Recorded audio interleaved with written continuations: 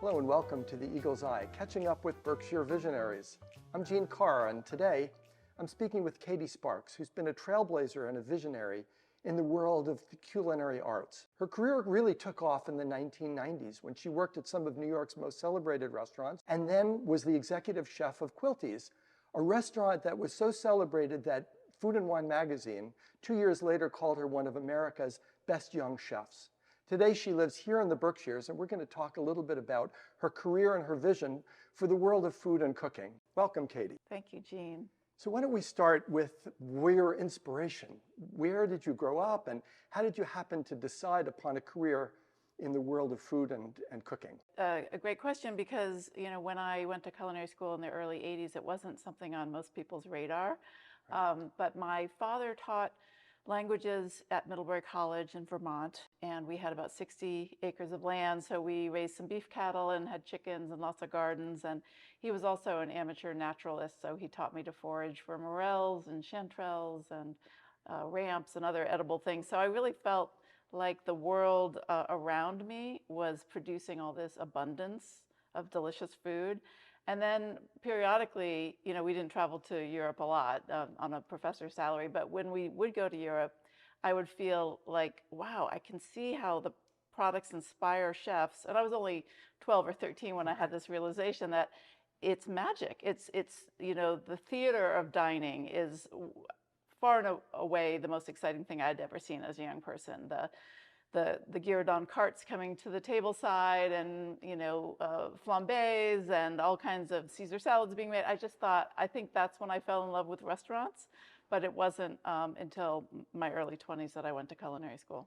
Okay, so you had a background and a fascination when you were 12 or 13 with food, but you went off to college thinking that you were going to be a chef. How did that work? Well, I certainly didn't even know that women were chefs. I mean, I hadn't seen any models, any female chef models. So I went, like a dutiful daughter, went to normal college, 2 semesters at Middlebury College, and I really loved it. What a beautiful setting, and it was in my hometown, and my parents had been living abroad, so I basically had the feeling of, being on campus free from any parental oversight. Right. But what happened was I just couldn't find a reason to be there. So I dropped out after 2 semesters, and I did what everybody does when you're without a degree and without skills. I wound up in the restaurant industry, being actually a cocktail waitress at first, all front of the house at first. Yep.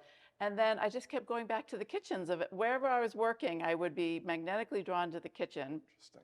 To see what the cooks were doing. And this was not high cuisine. This was just sort of burger joints and things like that. But I just loved the rituals of the kitchen. I think I learned that from my mother. I always wanted to tag along. And so an opportunity arose to do a tour of Johnson Wales in Providence, Rhode Island. It's a 2-year associate's degree for the culinary arts.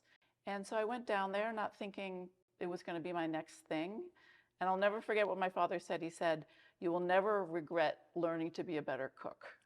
So he was absolutely right. But what I couldn't foresee was that I took to it so powerfully because I loved the rigor. I loved being able to measure my success. I loved how tough the chefs were, how regimented everything was. It's sort of, culinary schools are very hierarchical, and they're sort of modeling the uniform, and Yes. it's modeled a little bit on the military sort of order and seniority and all that stuff. So here I was thinking liberal arts was going to be my thing, and I really liked this essentially trade school. And so naturally you gravitated to New York City, and Yeah. what happened then? Well, a couple of other hops, but yes, so Seattle and then New York. And so I was in my mid-20s by then, and I thought I was just going to go to New York, get a little polish on my culinary experiences, because at that point I'd been cooking for about 3 or 4 years. And I, again, got completely hooked. New York is a food lover's town, as everyone knows, but it also bizarrely felt like my spiritual home. There was something so energizing and direct about New Yorkers. I mean, people think New Yorkers are brusque and rude. I actually love that. Maybe it's like the ADD in me or something, but I loved people just saying what they meant and doing, so I spent nearly 30 years in New York just loving it. eventually you had the opportunity to open your own restaurant. Now, again, in those years, that wasn't necessarily something that everyone did. And certainly as a woman, how did you manage to do that? And what was your vision for the restaurant at the time? Well, I have to correct a record, and it's not wrong of you to think it was mine, because I think the press has always angled it in that way, but I actually didn't own Quilties. I was hired as the executive chef, which is like being a creative partner to the ownership. Sure. But I didn't own it, and they supported my vision for the cuisine so thoroughly that I think people didn't realize that I was the hired gun there. But I stayed there pretty much the whole run. And what was your artistic, if you will, or your creative vision? There must have been something that got you up in the morning saying, I want to bring this to the world. Yes, and it wasn't a straight line. I definitely had some hiccups along the way in my career, but I almost left the industry, in other words, before Quilties. But Quilties was sort of, I gave it one last good push because I was in my early 30s at that point. And I said to myself, it's time to author my own cuisine based on all the global experiences I've had, from French and Italian to Southwestern to Japanese. And I just wanted to tell a story through food, sort of a narrative through food, also some Austrian background. So my most successful dishes are the ones that I interpreted the ingredients through my own lived experiences and created a dish. I'll give you an example. It was oyster pan roast in a Gewürztraminer cream with mirin glazed grapes and crispy leeks. So the mirin from the Japanese, the Gewürztraminer from the Austrian, sort of the oyster pan roast from my parents' experiences, growing up in Baltimore. And so it all made sense on a culinary level, but it was really only a dish that I could have created because of the way that my life had unfolded up to that point. Now that's a perfect segue, because I'd like you to reflect upon what I would like to call the food culture in America. What has changed since you started in New York City to today in terms of the tastes of Americans, of the food culture that we're experiencing? What's your observation about what's going on in our country today? Well, I think it's just getting more diverse, which is fantastic for the diner, Yeah. more global expanding. So we were at the sort of beginning of using global flavors in a Western cuisine, introducing, marrying them together. And now it's just completely expected that any cook or chef is going to, if they want to feel boundaryless and Right. borderless, they can. And people will go along for the ride thinking, I want to see what this chef does, and the stories that he or she is telling. I think that's fantastic. So it's only getting more interesting, more personal. And I think that's a really good trend, because particularly with AI on the horizon, I think we need to double down on the personal, double down on being human to human communication. And I think food is one of the best possible ways to communicate your values, your passion, your interest. Well, so it's a wonderful way of saying it. And I wonder, since we're here in the Berkshires, where our values are very unique, and I would argue we have a unique way of looking at the world through the beauty that we are in, through the culture. So what have you observed about the food culture here that makes this area unique? Well, I think first of all, I love being back in New England after so many years in New York City. Yeah. To go from Vermont to New York and back to the Berkshires is wonderful. I think the values that hold the Berkshires in a sort of a unique place is how much care people take with their own communities and small towns, but yet we knit together with a sort of value system of the Berkshires. I really think potentially the most exciting chapter is yet to be written, but I do know that there have been fantastic restaurants here. In the past, I hear people telling me about some of their favorites and sort of being sad that they're no longer around. Mm-hmm. We're in a very difficult economic cycle, high cost of goods, high cost of real estate, high cost of labor. Those need to be looked at, I think, outside of the industry, because in a way, the industry is such a hub of connection for people from all walks of life in industry that I don't think we want to let it sort of just sort itself out. I think that's going to be too painful for everyone, not just the operators and the chefs, but the diners and the community members. So I think it might be time to look at what does it really take to thrive in the restaurant business at this moment, post-COVID 2023. Right. And see if there's maybe some policy tweaks that could help, or some tax-based, something to make it a little more welcoming to young people who want to get into it. Yeah, I mean, I was going to exactly bring that up. Your work today involves working with chefs and with restaurants in a consultative way. So perhaps you can give us some examples of what you do and the kind of advice and the kind of guidance that you're offering now. Well, it really runs the gamut. The common thread is always focusing on local, sustainable, seasonal food sourcing, so that I'm living my values all the time. So I tend to only take on work where it doesn't need to be 100%, because that's really hard to achieve in terms of sourcing locally. But there has to be a very strong effort to do that. Currently, I am working with a restaurant actually just over the border in Litchfield County, and this man knows what he's doing. So I'm just there to sort of help him navigate some of the emotional challenges of being a restaurant operator in today's climates. And sometimes that's a question of not being able to find the staff that you would like to support your vision.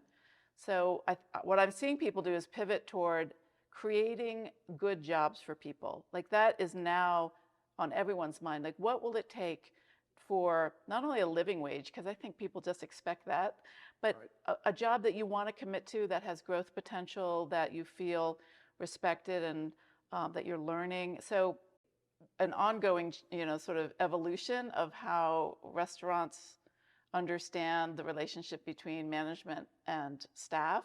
So we're still at the beginning of basically a sea change, though. I think workers have never had more power and influence in the relationship, and I think they're using it intelligently.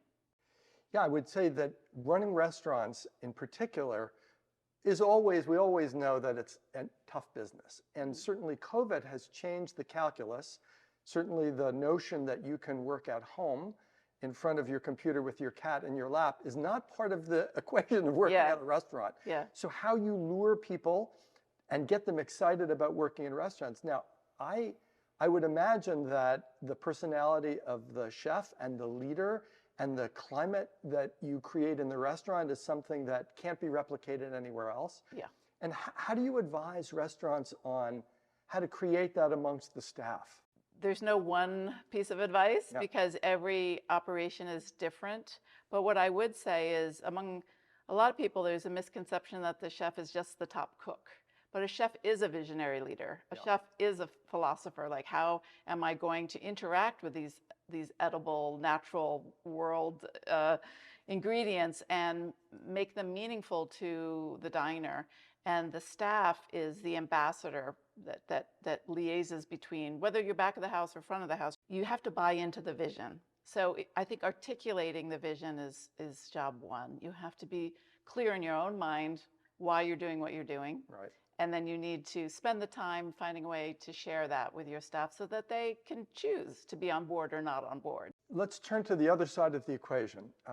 If you had the opportunity to speak to diners at large, what would you say to them about the experience of going to a restaurant, the care that they need to bring to the experience themselves? Because you described it as theater, and I love that. I'm a theater lover myself. I go to lots of theater and concerts, but restaurants are their own kind of theater. So how should diners approach that experience? Wow, that's a great question. And I am a diner as well as everything else. So I'm in that pool that you're asking me to talk to. It's complicated. I don't know that I think diners need to cut slack or give a break or be more, because in a way, that would be like asking a New York audience at Broadway, just like, can you just be nice? Just chill. Right. Like, it's not really necessarily helpful to the dance, right? That somebody is not having high standards or high expectations. So, perhaps just understanding this particular moment in time is economically very fraught for a lot of operators. So if you see them doing something that you ordinarily would not tolerate, maybe just a touch of tolerance while they sort of work through the gyrations of high inflation and, low staffing and things like that. But I think ultimately diners should stay committed to having high expectations. And I wonder, this has been a really fascinating sort of periscope into the world that you are so familiar with. And I wonder if you could give us, to finish off, a kind of a vision. If you were to imagine the world of culinary arts, restaurants, chefs, kind of 5 years from now, where a couple of things improved for the better, what would that vision look like for you? And how, in your work, would you try to affect that change? I would love it if restaurants competed on a higher level of creativity, ambiance, customer service, and less on the nuts and bolts of not the cooking or the culinary expression, but the products. Like if we had a common purchasing power in this county of everyone buying, who, we all buy Spanish onions, carrots, celery, potatoes. I mean, those are what we call the staples. And if there was a consortium, a buying consortium or co-op where restaurants who wanted to buy into this, leveraging the purchasing power to keep the prices lower, that kind of cooperation, I think, could be really cool. Also, cleaning goods and canned goods, and sort of so that each small restaurant wasn't reinventing the wheel. Sure. And that there was a little more support on just getting the product into the shop in a way that could take some headaches and some worries off of the operators' shoulders. Well, that alone describes why you are a visionary, why you've got a way of thinking about the world. And of course, if people want to reach you, then go to your website. So thank you so much for coming and speaking to us, and happy dining. Thank you, Gene. It's been a pleasure.